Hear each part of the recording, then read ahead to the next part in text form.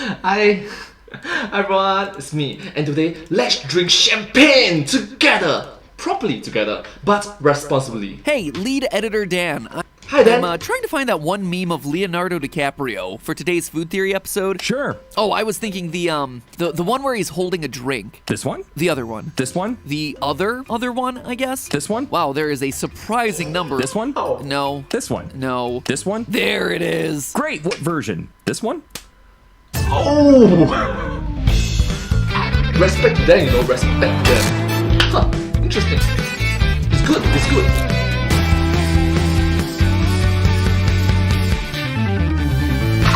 Hello, Internet. Welcome to Food Theory.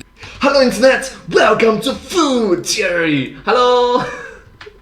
A show whose New Year's resolution is to stop overthinking everything and start overthinking everything. Theorists, it's time for a new year. And even if the previous one has left me feeling like the Revenant Leo, it always feels good to strike out into the new one feeling like Gatsby Leo.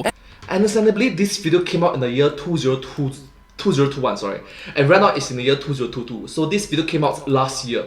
But it's the first video last year, so the more you know, I guess. And for many, ringing in the new year means one thing: making out with strangers at the stroke of midnight. But with health concerns at an all-time high, I think everyone's instead gonna be ringing in 2021 by choosing option 2, a champagne toast. Whether it's New Year's, graduation, your wedding, or just your Tuesday night, champagne is the de facto drink for celebration. Unless, of course, you're me and then it's a crisp Diet Coke. But here's the thing, friends. As you prepare to chink your glasses at 12 o'clock, be aware, you're doing it wrong. No, really, hate to burst your bubbly here, but there is a high likelihood that you are drinking your champagne wrong. And don't feel bad, it's not like it's your fault. Humanity's been botching the way they appreciate this drink since the era of Louis XVI. So what are we getting wrong, and how do we correct for it? Well, bottoms up, theorists. By the time you get to the bottom of this tall, cool glass of knowledge, you're gonna start feeling a bit woozy. So hand those keys over to a designated subscriber before things really get out of hand. Our story begins with Marie Antoinette's left breast. Say what? You heard that right, What? friends. I'm not out here risking demonetization just for kicks. It's long been legend that Louis XVI had a glass designed in the shape of said body part as a gift. Okay, alright, let's keep this family friendly and wholesome. Kids are watching, children are watching. Please don't do this. Thank you so much. I'm really sorry. My target audience is towards those young adults. Yes, yeah, young adults. Please don't do that. Thank Weird you. gift, but okay, you do you, Louis. That glass became known as the coupe glass and became the primary vessel of drinking champagne at the time. Now, keep in mind that this legend's actually been told the same way with the boobs of a couple of Louis XV's mistresses, Napoleon's wife, and a whole bunch of other women. You get the idea. Why?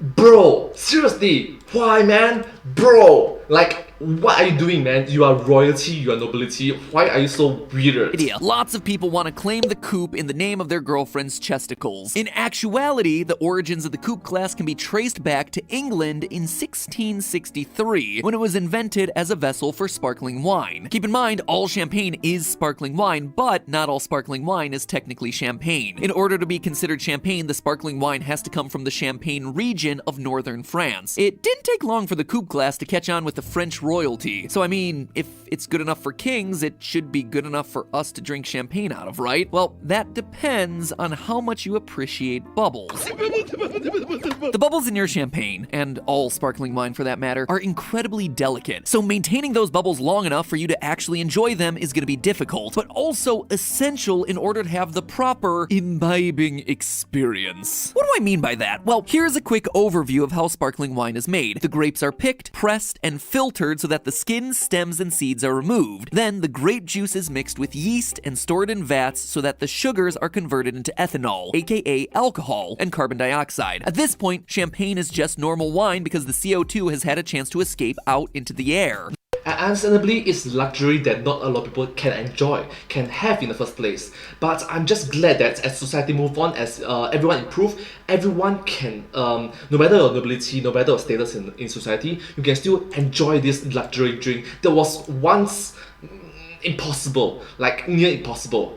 Half a millennium ago, it would be a crime to even have it in the first place. Yeah. The base wine is then blended with other wines made of grapes from different vineyards to create the perfect balance of sugar, acidity, and flavor. Now comes the step that actually makes it sparkling wine, the second fermentation process. The nice blended wine is mixed with yeast and sugar, distributed into bottles, and corked. The yeast and sugar react to create CO2 or carbon dioxide bubbles. But this time, the CO2 can't escape. It's trapped in an airtight corked bottle. So with nowhere to go, it instead dissolves into the wine. The concentration of dissolved CO2 creates pressure, but as long as the bottle's closed, you don't see any of the bubbles. That's because the gas in the wine and the gas in the space under the cork is in equilibrium. When you remove the cork, a bunch of oxygen rushes in and throws off the balance of pressure. So to try and get that balance back, the champagne releases its CO2 through bubble formation and diffusion, which is just a fancy way of saying that the CO2 molecules are going to move from the liquid into the surrounding air. Now, think about this. The more air that the champagne's exposed to, the more CO2 it has to release in order to maintain equilibrium with the atmosphere. So the more air you expose champagne to, the faster it's going to release all those bubbles and go flat, otherwise known as degassing. Which, can we just start a petition right now to change the word fart into degas? I'm sorry, my body had to degas itself.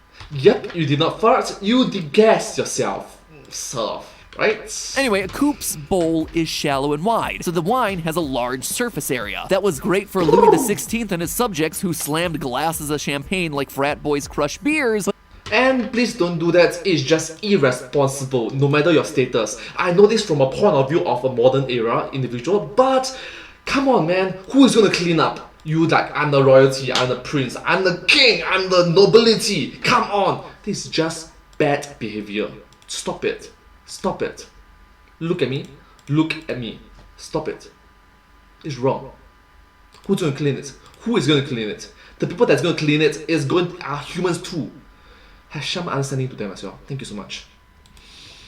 But not so great if you're actually trying to enjoy the wine. Without any place for bubbles to form and a lot of room to breathe, most of the CO2 in a coupe glass is going to be released through diffusion. Since it's shallow and wide, the wine can just release big clouds of CO2, and just like that, it's totally flat. Our taste buds perceive carbonation as sour, so flat champagne just ends up tasting dull and overly sweet. So about a half century after the coupe glass was invented, the champagne flute hits the scene. Unlike the coupe glass, the flute was designed to help sustain the effervescence of sparkling wine via its long, skinny column, basically the inverse shape of a coupe glass. See, the opening of the flute exposes only a small portion of the champagne's surface area to air, so there's less space to release CO2 through diffusion. That means that the champagne has limited opportunity to degas through its surface and instead has to rely on bubble formation. It's pretty clever, right? Who knew that so much science actually went into these glasses? But it doesn't stop there. If you've ever had a nice wine flute, it's actually holding another secret way down at the bottom of the glass. In order for bubbles to form in a glass, there have to be pre-existing gas cavities in the glass before the wine is poured. These are naturally formed by fibers that stick to the inside of the wall, like tiny pockets that are already there before you pour. Once the wine is poured, the carbon dioxide fills the space inside these fibers. The carbon dioxide concentrates until it becomes large enough to become buoyant and detach from the cavity in the shape of a bubble. Flute makers often etch tiny extra cracks or scratches into the bottom of the bowl to artificially create more uniform gas cavities so that the bubbles peter off in a column through the center of the glass. So am I saying that you're drinking your champagne wrong if you use a coupe? Is the flute the perfect glass to enjoy champagne?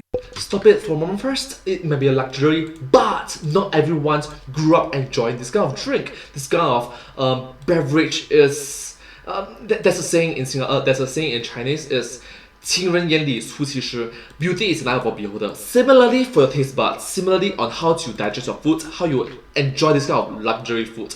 It may be disgusting to us some individuals. You must remember. Well, it turns out that there are two sides to every coin, and we shouldn't start toasting our victory just yet. Here's one thing that the flute gets wrong. Champagne is best when the bubbles are fine, but that long distance trip up the glass means that all the bubbles will be a lot more substantial than they would be in a coupe glass. So that's a point for Team Coupe.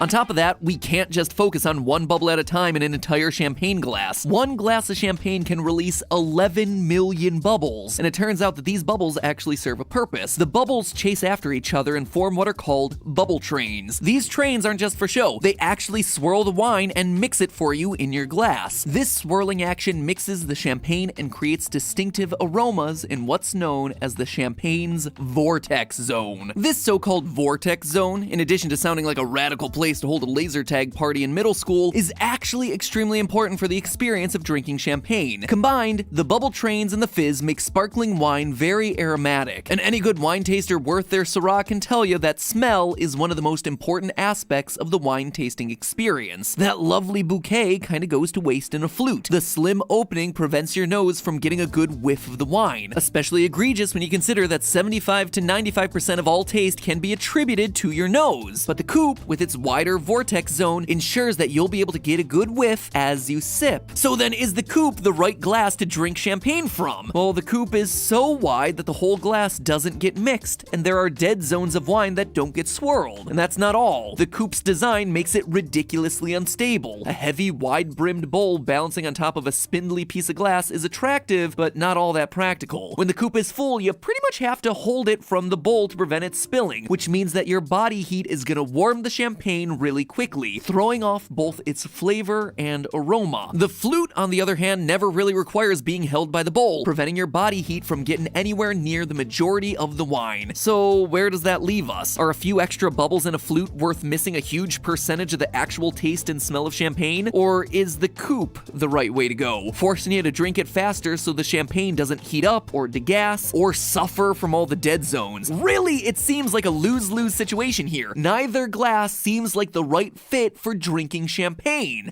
Then don't drink it. Finish. Case closed. But hey, that's just a theory, a food theory. Thanks for watching. I'm joking.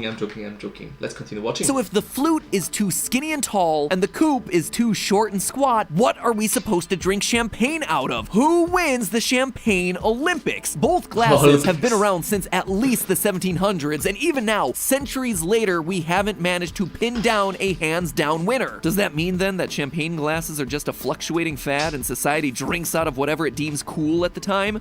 Yep, you're correct. I can't bring myself to believe that. This is a finely crafted wine glass we're talking about, not some fad like poodle skirts or pogs. Totally guilty of pogs, by the way. What I'm saying is that there has to be a glass that's objectively better than the others at delivering champagne into our mouths. As you might imagine, this is a hotly debated topic among people in the industry. There's no shortage of valid opinions on both sides of the argument, but based upon the science that we've covered today, the winner has to be the tulip glass. That's right, folks. A new player has entered the game, and it's the solution to all of our bubble trouble.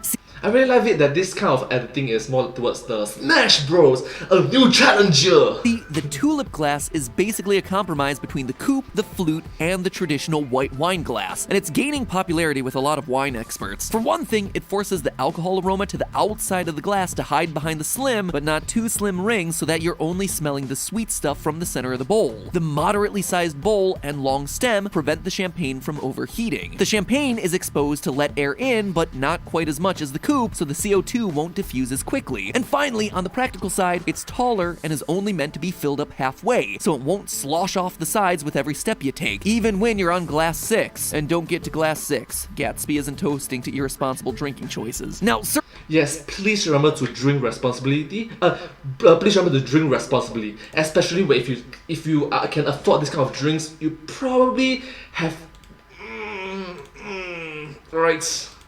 Yeah, you probably have the certainly not every to everyone else who isn't as you. Sommelier and wine expert out there is prepared to leave behind over 3 centuries of coupe and flute history behind. But nonetheless, some are pushing the envelope, striving every day to achieve the perfect glass. And many of those glasses borrow coupe and flute attributes alike. So there you have it, theorists. And even if you don't have a tulip glass at your disposal this New Year's, some wine experts believe that you'll actually have a better experience drinking your champagne from a traditional white wine glass, which resembles the tulip glass in many ways, than you will from a festive flute. But perhaps the sweetest drink of all is knowing that we made it through 2020. So eat, drink, and be merry this new year. And hey, why not do it with the help of our sponsor for today's episode, HelloFresh. See, one of my resolutions for 2021 is to eat better. Another is to spend more time with my family. Thanks to HelloFresh, I'm getting it done on both fronts. What HelloFresh does is they send recipes and meal kits straight to your door every week. Steph and I have found it to be a really great way to get out of our recipe rut. Week in and week out, HelloFresh is providing us with all sorts of new 5-star recipes we never would have thought to try otherwise. But for us, probably the best thing about HelloFresh is the time it saves. Between running the Food Theory channel, the other theory channels, being a parent, it's not easy to eat well, or make it to the grocery store, or prep food. Fortunately, HelloFresh takes all the stress out of meal planning and saves us so much time on meal prep. I'm telling you, we're able to get these healthy, full-blown meals on the table in 30, sometimes even 20 minutes. The portions are huge and they are all delicious. And HelloFresh is really flexible with their weekly deliveries too. They're happy to accommodate anytime we want to change our food preferences or delivery date, or order some extra garlic bread. Seriously, the garlic bread is amazing. And not just normal garlic bread amazing either. I'm talking cheat on your New Year's resolution kind of amazing. No joke, for lunch before recording this, I had a HelloFresh meal with the garlic bread. Between Steph and I, we had the entire loaf. Like, we were planning on saving some of it for later, but nope, just disappeared. And I gotta say, outside of all these other benefits, as a couple of YouTubers who put our all into charity efforts, we love that HelloFresh is as committed to giving back as we are. They donated over $2.5 million to charity in 2019, and this year they've stepped up their food donations amid the coronavirus crisis. So here's the deal. You ready for this one? We always have special deals at the end of these things, but this one is really special. Go to HelloFresh.com and use the code FoodTheory10 to get yourself 10 free meals, including free shipping. You heard that right, theorists. 10 free meals with free shipping to boot. So you're just getting free food sent straight to your door. So when you head over to HelloFresh.com, don't forget to let them know that Food Theory sent you with the promo code FoodTheory10. Get 10 free meals on me. Tell me what you think of them. I really love HelloFresh. If you're busy and you find yourself eating fast food all the time and you want to eat better with good varied meals, man, this is a great solution. And honestly, for the cost, you're just throwing that away at fast food anyway. So why not eat better and healthier for almost the same price? It's totally worth it. Anyway, check out HelloFresh. Link is down in the description below, or like I said, HelloFresh.com, FoodTheory10. And remember, that's just a theory. A food theory. Bon appetit. Thank you all so much for watching this video. I hope you find this video very interesting and just very educational. I hope you learned something new from this video. If you do like this video, please remember to like, share, and subscribe to my channel, and comment down below if you have any share of us. Don't forget to follow my channel and sincerely appreciate all the support and encouragement from my work. Thank you all so much for the best, and hope to see you in the next video. But hey, that's just a theory, a food theory. Bon appetit. Thank you.